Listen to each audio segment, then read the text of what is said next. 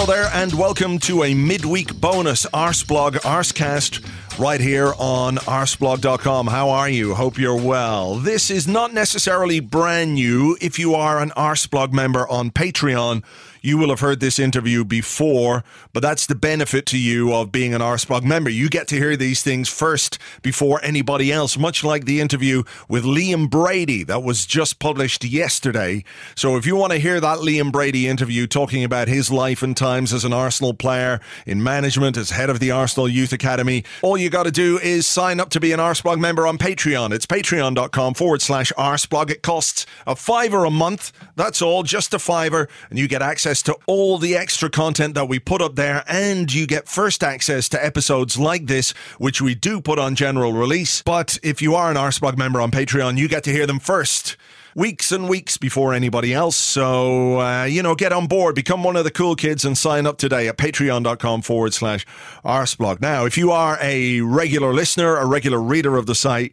you'll know that Philippe Senderos was always one of my favourite players. He arrived at 18 years of age from Servette in Switzerland, having been wooed by many other clubs around Europe, but at that point, Arsene Wenger and Arsenal was where he wanted to be. His career began very brightly, but as can happen, things don't go always according to plan, and he went to AC Milan on loan. He's played for Fulham, for Aston Villa, for Rangers in Scotland. He's played for AC Milan and Valencia. And at the moment, he's with Houston Dynamo in MLS, and actually is in a rich vein of goal-scoring form this month. He scored against Los Angeles FC and scored twice against Minnesota United in a 3-0 win for Houston. Anyway, a couple of weeks ago, Philippe was very kind to give me an hour or so of his time to chat over Skype about his career, about joining Arsenal, about how things went for him here, how it started one way and ended a different way, but those are the vagaries of football. He's very upfront and very honest about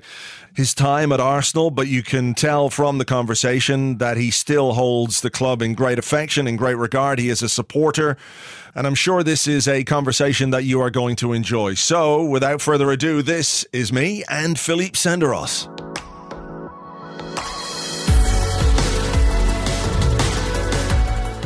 Okay, I'm delighted to welcome to the podcast somebody who I was a big fan of when he arrived at Arsenal, and sometimes you get a player who remains kind of close to your heart, one of your favourite players, and this guy is one of those. Philippe Senderos, welcome to the show. Thank you very much. Thanks for having me. My pleasure. Now, you started your career at Servette in Switzerland. You were, 16 or 17 when you made your debut there? Yeah, I was 16. I started when I was 5 in the youth teams, and then went all the way up to the first team. And Lucien Favre, who is now coach of Dortmund, gave me my big chance, and I played at 16. Yeah. It is, it's a young age. Obviously, a good friend of yours did something similar at Arsenal, Cesc, when he came in and made his debut at 16. What is that like when you're that age? Obviously, you're confident and you want to play, but at 16, you're also aware that, there are guys in the team who are much more senior than you are. Did you always feel confident that you could come into the team at that age and perform to the level that was required? I think at 16, you're fearless. You don't really think about what can happen, what shouldn't happen, what should happen, and you just go out there and play the game, and you don't really think too much. And I think that's the strength that a young player has. And then I had a very good coach who gave me the confidence to express myself on the pitch and just play my game. And I think that was a very good chance that I had, and a great opportunity to build up from. And obviously,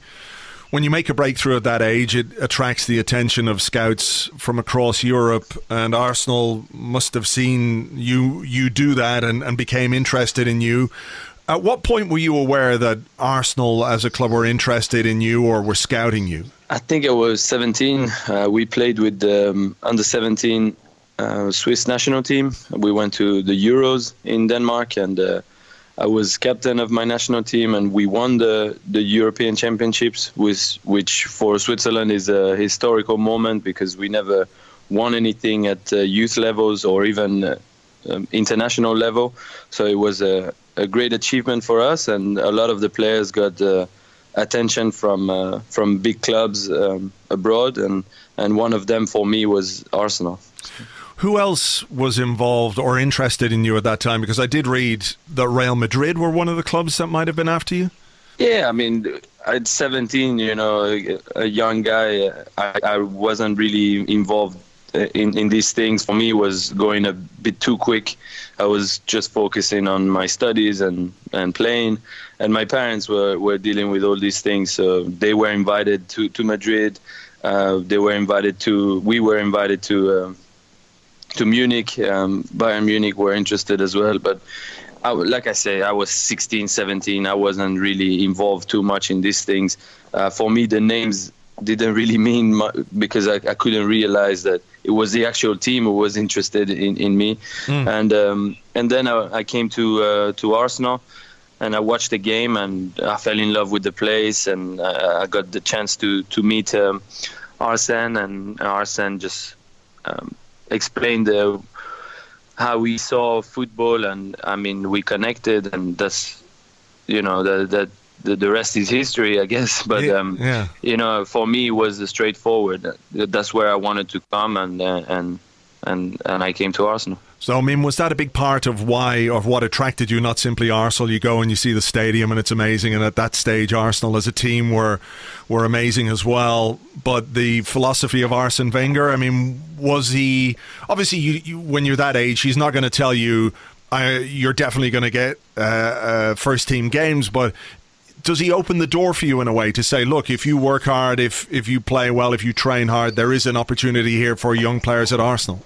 Yeah, of course. He's not going to tell you you're going to walk straight into the first team dressing room and you're going to play straight away. No, that's for sure. But you see the philosophy, you see that's what they want to do, bring younger players, and when they're ready and when the time is right, you will get your chance. And I think once you get that opening, that chance, you have you have a chance, so you work towards it. And I think all the young players who come through the ranks at Arsenal, who join Arsenal at a young age, they know, they've seen it happen before, they will get a chance. So once you know that, you work even harder to get that chance. What was it like leaving home then? At 2003, you were 18 years of age, moving to a new country. I think your language skills have always been particularly good, so that wasn't necessarily a big issue, having to come in and learn a new language. But you still have to leave home at 18 years of age and go to a different country. What's that like, and how did the club help you settle in a way? Because it is a big move, even if we talk about established players, coming from Spain or France or Italy, we talk about them needing a period to adjust or to settle into a new country and a new style of football. It's also true when you're 18, when you've got to start building an entirely new life. Yeah, no, for sure. And I mean, people are different. Me at 18, I'd never been out of my family's environment, so it was a huge move, to come to a different country and start, washing my clothes or cooking, or it was a huge move. So I decided to go into digs. So I lived with a landlady, and Cesc moved in a little bit after. Yeah. And we were living together with this lady, and she was helping us around the house, and we were living at her house, really. Yeah. So she was helping us do everyday thing, and that helped me settle massively. I mean, I wouldn't have been able to just come in and live in a flat by myself. It would have been a lot harder. So to have this opportunity, the club has put everything in place for me to be well surrounded and not be left alone, and that was great help. And I think for Cesc as well, because Cesc couldn't speak at all, couldn't speak English at all, so it helped him to have me next to him and you spoke Spanish, be able to right? translate. Yeah. You spoke Spanish? Yes, I'm fluent in Spanish because my parents.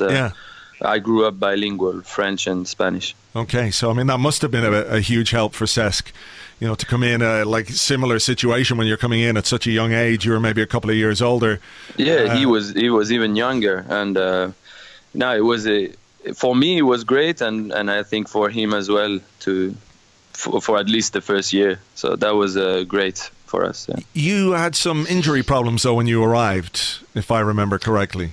Yes, for me it was like such a big move. I think everything played a part, and the first few months I was out, and I wasn't able to train with the first team as much as I would have liked, and it gave me that time to settle down and to get accustomed to my surroundings. And I think once the year went on, I felt more comfortable, and slowly started training with the team again, and got involved in Arsenal, really. Sure. So what is it like as an 18-year-old coming to a new country, coming to a big club like Arsenal, who had won the double in 2002, and obviously that Arsene Wenger has a certain amount of faith in you and your potential to become a first-team player, but also you're looking around at a dressing room with Thierry Henry and Robert Pires and Patrick Vieira,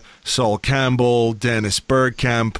Is it intimidating, or do you view it as something, I'm going to say not extraordinary, but a real opportunity to learn from hugely talented and experienced players? And were they, as players, willing to help your development and your education as well as the coaches and the manager? Well, I would say, first thing, most of these guys were on my walls in my bedroom, so was it intimidating? At first, yeah, of course. I've dreamed to be in a place like this, but at the same time, this is what I worked for all my life. My dream was this, to be in the Premier League, play in England, in one of the biggest teams, and I was actually living what I've dreamed of all my life. So I was in my head prepared for that. Yeah. And all I wanted was to succeed. So they were great. As soon as you start putting in the work, they see that you want to do well, you want to succeed. Guys accept you in the dressing room. Then you have to do the job on the pitch. Yeah. And like I said, it took me a little while, but once I got used to the place, I was able to train with the team and to show what I was made of. And I wasn't gonna just give up or stop now, because I went from Switzerland to arrive to England. It's not easy, and I had this chance, so I was gonna work even harder. Does it? I mean, obviously you're going to work hard because you have that chance anyway. But is there something about working with those really established players who are winners and who have won things, where you go, I really have to get to a really high level to get into this team because these players are so good? Yeah, I had to step my level up massively, definitely. I mean, coming from a Swiss league to the Premier League, especially in that team at that time, I had to make a lot of improvements, and being there and seeing what they were doing on a daily basis gave me that chance. Maybe being injured at the beginning helped me settle down, but also observe what these champions were doing. And to see this on a daily basis, helped me, motivated me to do even more. People talk about Arsene Wenger when they talk about him as a coach, and they talk about his attacking philosophy, and I think we all know that that's where the way he likes to play the game. He likes his teams to be offensive and to be on the ball and everything else. But you're a young defender. What was his way of working like for you in order to develop as a player and in order to develop as a defender? And were there other coaches perhaps were able to take you under their wing a little bit more to focus on that side of your game? Yeah, Boro Primorac was there, Pat Rice was there, and the great guys, the great defenders that Arsenal back line had. We talk about the offensive game at Arsenal, but really what brought the titles and the championship and the unbeaten year is this steel in the team, and the defense was tremendous in that year. I mean, everyone will remember that defense, and that was the core of the team. So seeing the work they would put in day out, the communication, the hard work, and it was great for me. It's a great place to learn, and the coach is definitely very influential in the improvement of that. What do you remember about your debut? It was a game against Manchester City in the Carling Cup, right? Yeah, a very different Manchester City, if I may say.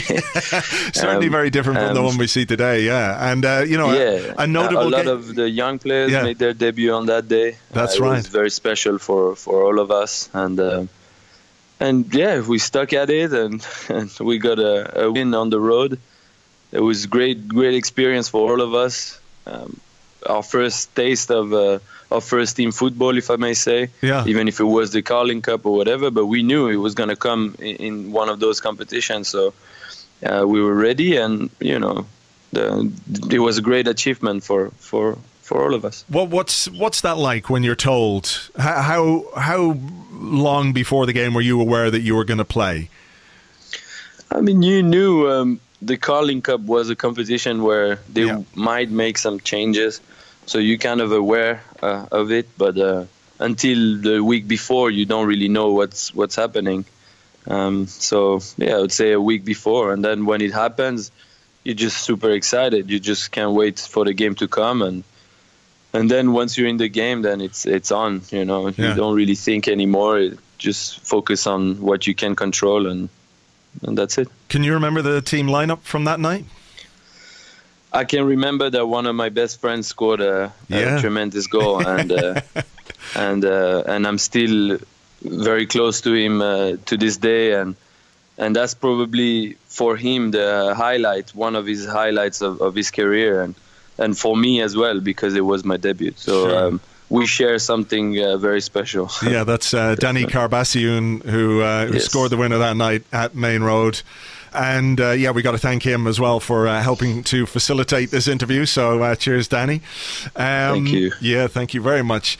Now, your Champions League debut, I mean, there was because there was, at that point, I think there was real faith in Arsene Wenger when he decided to give young players a chance. And obviously in later years perhaps that was a little bit different, but there was sort of a weight of expectation on the young players when they were given I won't say a real first team debut, because Carling Cup is obviously a first team competition, but when you make that step up to play in the Premier League, and when you make that step up to play in the Champions League, there are more eyes on you, there are more people watching you, and you did go on to make some Premier League appearances in that first year.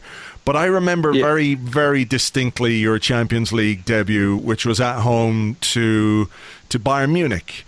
A 1-0 win at home to Bayern Munich. Thierry Henry scored the goal. But I remember that night because you were fucking brilliant. Absolutely. You were just amazing that night. I remember sitting there going, oh my God, this is fantastic. Were you aware that night how well you played? Perhaps it boils down to that thing you said earlier about not having any real fear. This was Bayern Munich. We'd lost the previous leg, unfortunately, away from home, but it was a great performance that night from you. Yeah, like I said before, I was fearless and I wasn't thinking, and I remember running all night. I remember chasing all night, and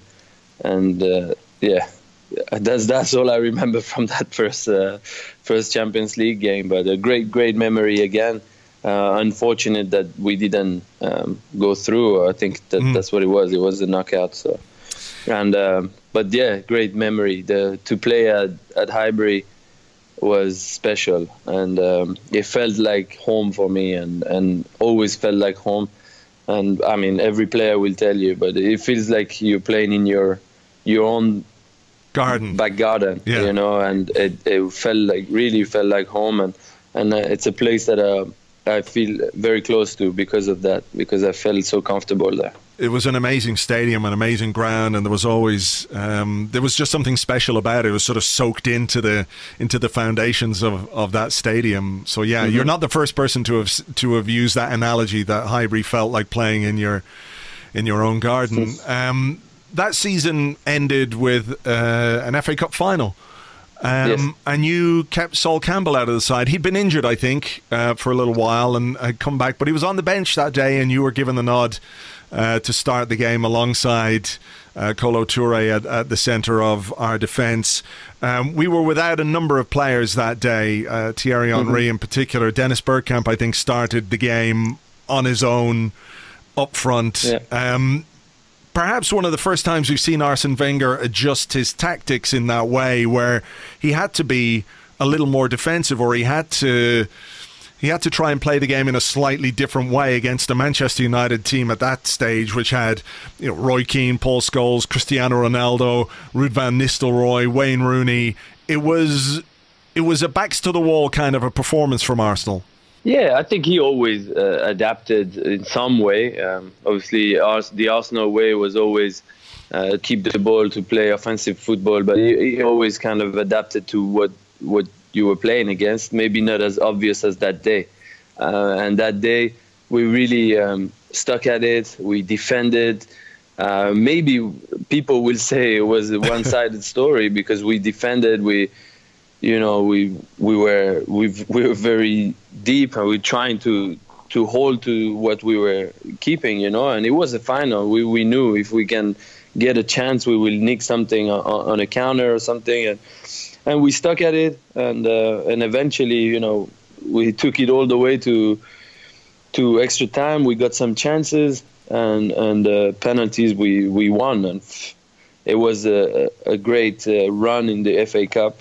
I remember the semi-finals was special as well. We played at Cardiff, and then that final was fantastic. My family was there in the stands, and it was for me the most amazing day. Yeah. Really. There's a fantastic picture, I think, of the Arsenal players as Patrick Vieira takes the final penalty, and everybody's just taking off, and you're just first with this, amazing. After 120 minutes, I wouldn't be able to do it nowadays. I wouldn't be first, but back then I still had energy. So. An amazing experience, I think, to go and win an FA Cup final in that way against a team like Manchester United, of course, who were still an absolutely brilliant team. The following season, you played a lot of games, and you became part of a defence which I'm not sure if it's still the record to this day, but back then it certainly was a Champions League record, where the back four and the goalkeeper went for, I can't remember how many minutes it is, without conceding a goal. It was, I suppose, in some ways considered a little bit makeshift because Emmanuel Aboué had come in at right back. Mathieu Flamini was playing at left back. It was amazing. And I was playing at centre back. Yeah, you were playing at centre back. Of course, yourself and Kolo were there, but it was an amazing thing to watch that team and watch that back four in particular go on this run all the way to the final. Of course, I mean, I was there in the Bernabeu watching Arsenal beat Real Madrid 1-0. Again, I'd say a fantastic experience to play in a stadium like that against a team like that. Again, the height of the Galacticos with Ronaldo and with Beckham, etc., etc. That was an amazing night as well. Yeah, I mean, that run was special. It was an amazing year for me. Maybe one of the best that I've had, consistency wise, and an amazing year for Arsenal Football Club.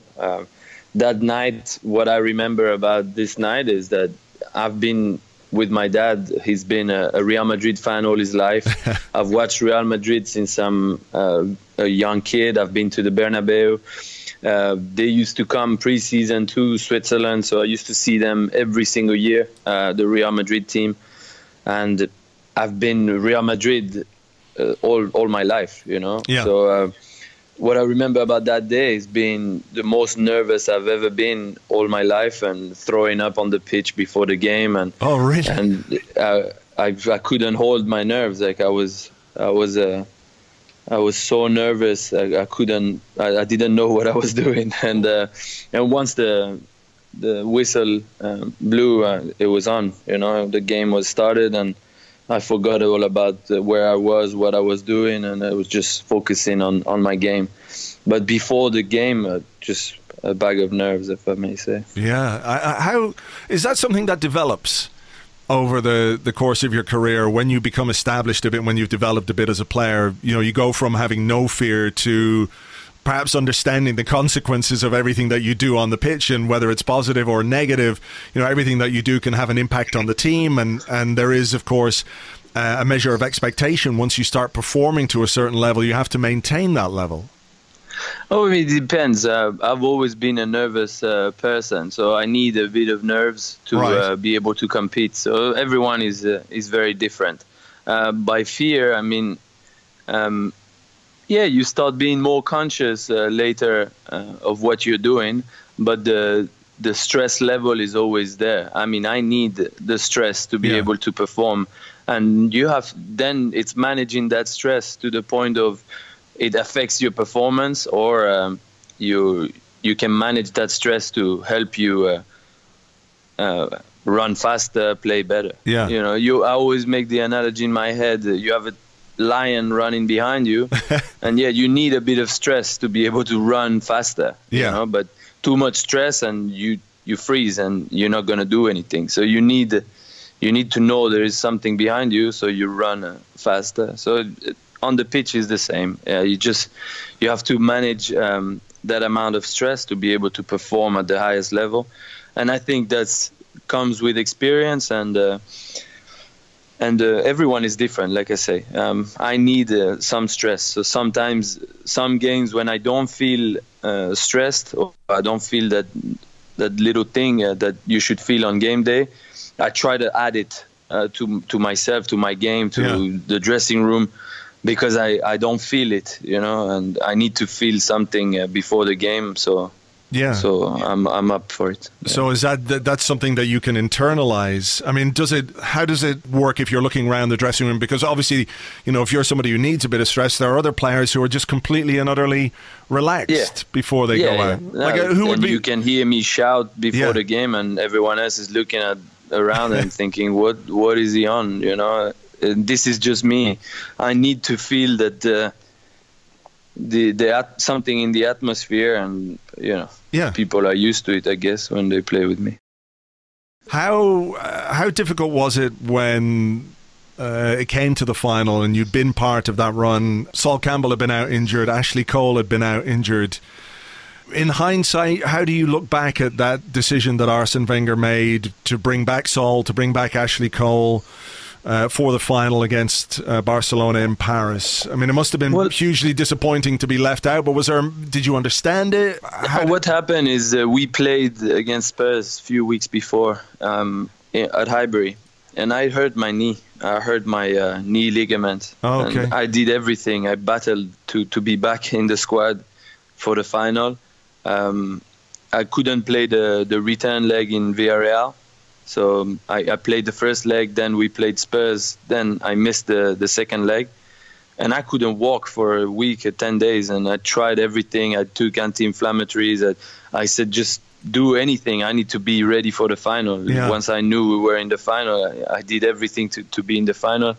I don't think I could kick a ball with my right foot because my ligament wasn't very, it was hurting. But I did everything to be in that final, and thankfully, I made the bench, and on the day I was ready to play. But of course, I understand the decision. I wish I played, but I had not played for a couple of weeks or 2-3 weeks before, and I only had a few days training. So I understand as well the decision. Sure. And Sol scored the goal. Sometimes it happens. You can say something if the player doesn't do well, but if he scores the goal, you just sit and watch. Sure. And you went on to the World Cup. Then was the knee injury a problem in the World Cup as well? I mean, you scored, didn't you? I was ready for the final. I was ready. I was fit, but I had not played before, so I understand, playing in a final after not having played for a few weeks, I understand. I understood the decision. The manager explained it as well. And, I made the job as professional as I could. And, of course, I was disappointed not to have played, but I was most disappointed that we didn't win. And I think the team was more important than... Sure. No, I understand. And then in the World Cup, it was fine. It was great experience for me. Really, probably the best memories that I have in the World Cup. were in that World Cup, and close to home, of course. So very close to home, which made it even more special. I mean, we were getting to the games, and there was the streets were full of red everywhere. Yeah, I mean, Swiss fans were everywhere, and it was an amazing experience. We played against Togo in the second game in Dortmund, and what I remember is the red wall. Normally that wall is yellow and black, but the stadium was maybe 80% full of Swiss fans. And I think that day we beat the record of attendance, because we don't have a stadium. The biggest stadium is 40,000 in Switzerland. Right. 40,000 people. And that day there was, 70, 80,000 Swiss fans in that stadium. So in modern day football, that was a record of attendance. Yeah. It was amazing. Yeah. The next season at Arsenal, things didn't probably go as well as you would have liked. I think it's normal for players to have ups and downs and peaks and troughs in their career, but how did you feel during that season? Because I think there were a couple of red cards along the way. I think at least one of them was absolutely ridiculous. I can't remember which one it was. It might have been against Middlesbrough. Was that from the my one? way or from the... No, I mean ridiculous. It was never a red card. That's all I mean. The referee was ridiculous, not you. Yeah. But, when things start going not as well as you would like, or when things start going wrong, how difficult is it to come to terms with that? I mean, how... because a manager, of course, is under pressure to produce results for his football team and for the football club. And if a player is out of form, it becomes more difficult to bring him back in. How did you cope with that? I mean, it must have been a difficult period in your career. Yeah, I mean, when you're not performing as well as you should, of course, it's difficult.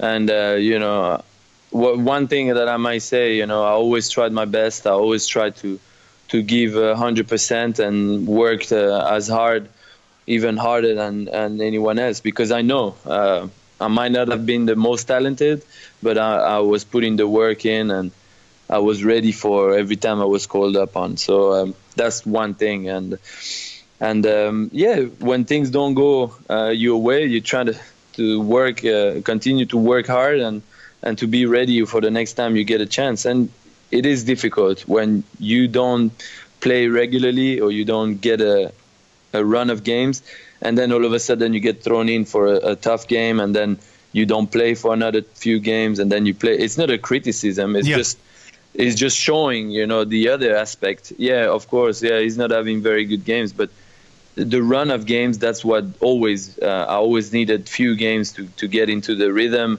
And once you get that rhythm, you can build on performances. If you don't get a rhythm, and that's for everyone, it's difficult to build on a performance if you haven't had a game before, especially as a center-back defender, where you don't really come into games. It's not like a striker or midfielder or even right or left back. You don't really come into games in the last part of the games or whatever. So it's always harder to get minutes. It's either you play from start or you don't play. Yeah. So it's not an excuse. I'm just explaining the situation. Yeah, it's the reality of it, isn't it? Yeah. And it is tough times, of course, when things don't go well, because I know I could produce much better. And there is competition in the team, other players play as well, and they earn their place. So the good competition, that's what makes you better. And I think I learned a lot in the times where things weren't going as well as they should have. What does a manager do with you specifically in a situation like that? I mean, does he just expect you to get on with it and to work hard and to perform when you're given the chance? Or is there, I mean, you were still really quite young at that point, you're only, 22 years of age? Yeah. And it's young. It's changing. It's young in the life of a centre half, isn't it? Because we can still, there's so much about that position that's about experience and about playing games and about being able to read the game and everything else. So at 22, you're still learning, despite the fact you've been playing since you were 16. What was Arsene Wenger's way of dealing with you at that period of time? No, always great. Always great. I'm always very grateful of the chances that he gave me and the conversations we always had. Always supporting, always understanding where I was coming from and the positions of every single player. And I think the best a manager can do is do this, to see where players are coming from and what situations they're in. And me, I was still learning. Like you say, I've played a lot of games. I played here and there, but I was still learning the trade, still getting used to, being around the place and competing on a daily basis. So, yeah, when things don't go your way, you're trying to, stay and work hard and trying to focus on what you can, when you can touch and do and that's what I tried to do. But the manager was great. What was the thinking behind the loan move to Milan in 2008, 2009? Was it a case that this was like a precursor to a permanent move, or was it when you went out there, it was like, okay, we'll go play in Serie A, experience this different kind of football, work with some amazing players at that period for Milan. Paolo Maldini was still there, Gattuso, Nesta, Zambrotta, and amazing defensive players along with Kaká, Pirlo. What was the club's thinking when you had discussions with them about this move? Was it, okay, go, maybe, come back then and build on that, or was it something different? So in that summer, we signed Thomas Vermaelen, who was going to be a starter for sure. Yeah. I mean, he was very impressive in preseason. He'd had a very good season before, and he was very good. I mean, he was gonna play for sure at left centre back, and I was usually used as a left centre back at Arsenal. So I could see kind of things that were gonna happen, and with the season before, that wasn't my best season. I thought, okay, they've signed a new centre back. I kind of understood, the situation without anyone explaining. Yeah.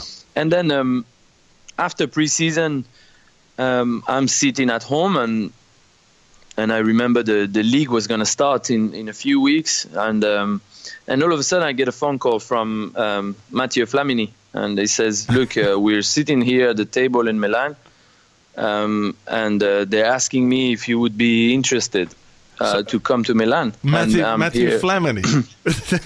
Yeah, we just moved there after preseason. We played AC Milan in the Champions League the year before. Yeah. And apparently they've asked him, look, there's this centre back, whatever. What do you think of him? Because we need a centre back here this year. And he said, yeah, well, let me call him. So he called me and he asked me, and I said, look, I'm here on the contract, obviously. I'm not going to say anything stupid now, but let me talk and see what can happen. At that time, I'm thinking, okay, I'm not going to play much at Arsenal. I've got a chance to maybe go to AC Milan. I have to put everything on the table and see what my options can be. Of course, my goal was to stay at Arsenal, play at Arsenal, and play as long as possible in that fantastic club. Yeah. And for Arsene Wenger. So I go the next day and I speak to the manager with my agent and etc. And then in the end we come to the conclusion that it might be the best option for me to go to Milan and yeah, like you said, experience the atmosphere, to be there with the great champions, learn and see what can happen. Either stay there or come back with a bag full of experience. Yeah. So that was the goal, kind of thing for me in my head. Going there, learning, playing as many games as possible, and maybe come back to Arsenal and do well at Arsenal. Yeah. So I got the chance. I went there, and for me it was amazing. A striking day. The first day, 2 players were leaving, Brocchi and Odo, and they were crying. The guys were crying because they were leaving the club, and the people were getting in a circle and embracing them, and and kissing and all sorts Italian things that whatever they do. And the guys were crying. I mean, I was shocked. I just came from Arsenal to Milan. I don't remember anyone crying back home, you know. And I get there, the guys weren't even going to bad places. I mean, Odo was going to Bayern Munich, and Brocchi was going to Lazio, right. You know. And that was for me a shock. I thought, okay, I come to a family here. This is not even a football team, you know. This is a family. Guys don't want to leave. They die to stay here in this place. And that was the first day, you know. Wow. They made me feel part of this group, and I learned a lot.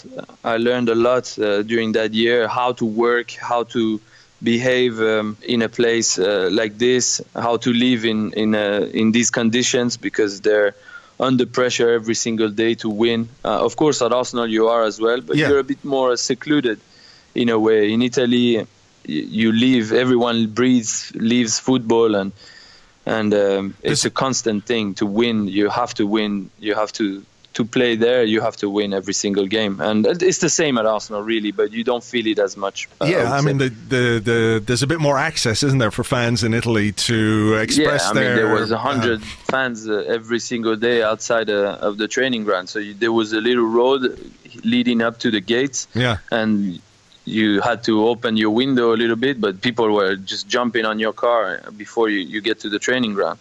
And that was me. Imagine when the other lads were were driving past.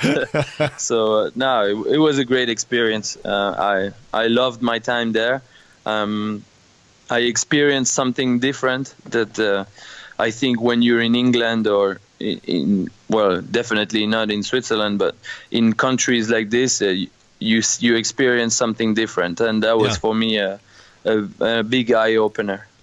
How much have injuries had an impact on your career? Because I think you had a loan move to Everton, and you only played a couple of games for them, and I think you signed for Fulham, and you had a bad injury fairly soon after joining them, an Achilles tendon injury. You know, at that point of your career, when you've come back from Milan and you've, as you said, learned an awful lot, you're 24, heading on 25, you know, into what you would hope will be the peak years of your career. Does it hamper your confidence, your physical ability? How much of an impact do you think they've had on your career down the years? Well, it affects every player. I mean, injuries affect every single player. It affects some players more. And I think when I was younger, until that time, until the Milan time, I think it used to beat me up a lot to get injured, to get hurt. It used to break my rhythm. And I used to beat myself up for the injuries and be very hard on myself and stuff. But I think afterwards I kind of learned to accept that, okay, I'm a player who might get injured more than the average, and I accepted that in a way. It's been very hard. Of course, it's been very hard. I won't lie to you. You know, to be injured is the worst thing that a player can experience, and I hate not being out there with the team, and I hate not being able to train because I love what I do on a daily basis. Yeah. So yeah, it has had a massive impact on my career, on my development, on what I could do. But it does this to every single player. You know, every player gets injuries, and there is no excuse on why you're here or you're there. I think everyone in the end gets to where they should be, and you get what you're worth, you know. So I was lucky enough to experience these things, and the bad moments were learning experiences, you know. So it was great. I'm glad that I went through these bad moments to appreciate even more what I do on a daily basis. Sure. That's for sure. I mean, you could look back and say, you can see perhaps for certain players where they get a break along the way and it has a massively positive effect on their careers. Yeah. Other times, I mean, you're 33 now, so, you know, are you able to look back without regrets? Are you able to sort of say, okay, I am where I am and I'm, happy doing what I'm doing? I suppose it's impossible really to, you get too down in the dumps maybe if you think about what might have been rather than what actually is. No, but what might have been is not the truth. It's what is. I'm forever grateful to God, to whoever people believe, that everything that happened is been the best that was wished for me. So I'm forever grateful of the life that I live, that I've been able to live from my passion all these years, and I continue to do it, and thankfully, it's been great. I mean, I love my career. I love what I've done in my career, and I've played for amazing teams, and I continue to play here in the MLS, and I love what I do. The important thing also, my son can see me play, and that's a great gift that I have, and I want to continue for him. Sure. So for my family. Yeah.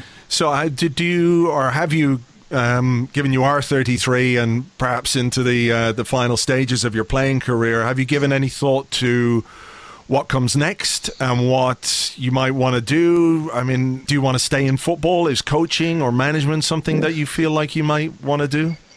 Yeah, I do think about what I want to do in the future, because it's a big part of the rest of my life, know. So I was always aware of the outside world. I just speak to my friends, and I know they have real problems. Me being injured it's a real problem in my world, but wasn't really a real problem in 99% of people's problems. So for this, I was always aware of what was outside, and after my career, I do love what I do. I love football, and I would love to stay in football.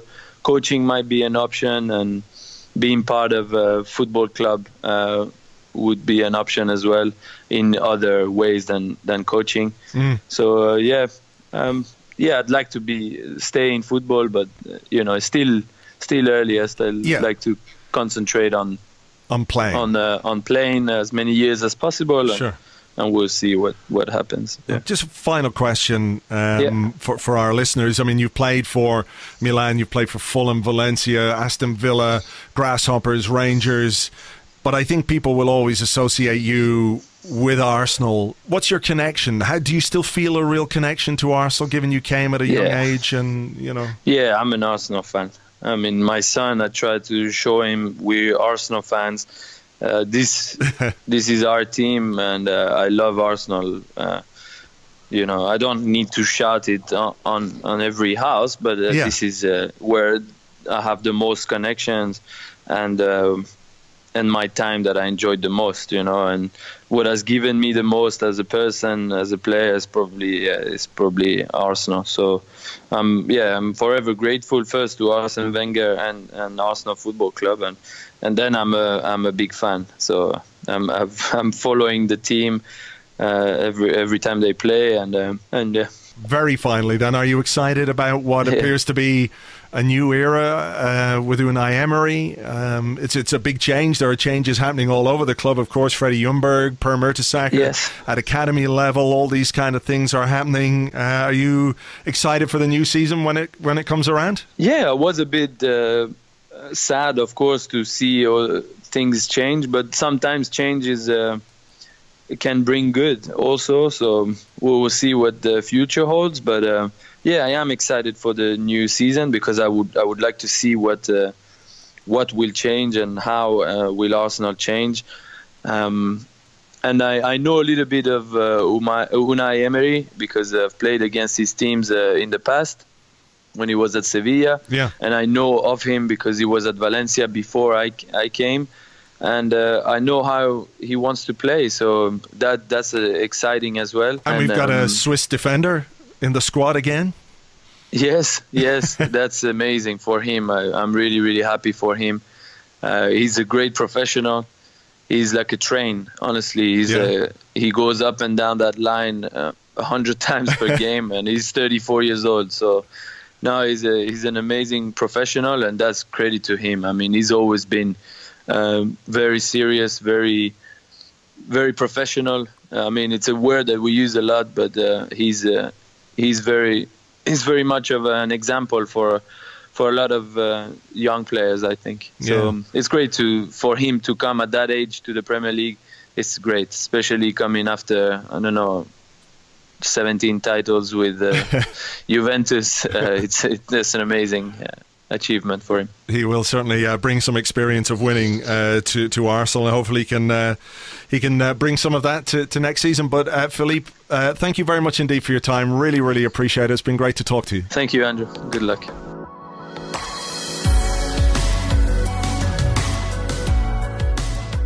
So there you go. That was me and Philippe Senderos. Thank you very much indeed to Philippe for giving me his time. I really appreciate it. And to Danny Carbassian, who was kind of the go-between, who helped facilitate that interview. So thank you very much indeed, Danny. I hope you enjoyed it. I think Philippe was very honest and open, very sanguine about his life and times at Arsenal and his career in general. I hope he has a great time out in MLS. Keep scoring those goals, and we'll see where he is in a few years' time if he continues his career after his playing days as a coach or maybe a manager. Who knows? We shall see. Remember, you could have listened to this first weeks ago by being an Arseblog member on Patreon. Sign up for $5 a month at patreon.com/Arseblog. If that's not your bag, that's okay. Maybe you could give the show a rating or a review on iTunes. That would be fantastic. Also, until the Arsecast on